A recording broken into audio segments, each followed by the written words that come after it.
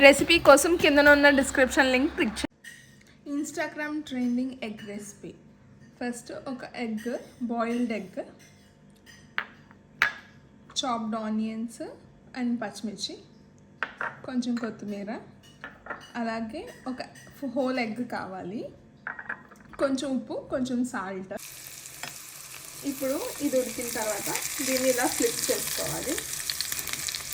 ఇటు బాగా ఫ్రై అయిపోయింది. ఇప్పుడు ప్లేట్లోకి సర్వ్ చేసుకుందాం.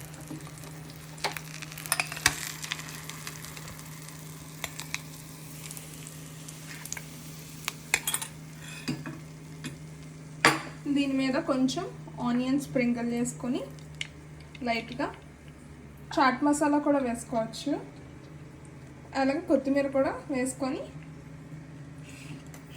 కట్ చేస్తే హ్యాపీ బర్త్డే అని కూడా చెప్పుకోవచ్చు. Egg happy birthday.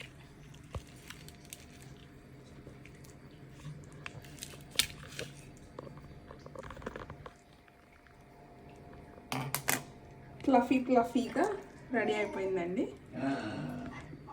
Egg pouch.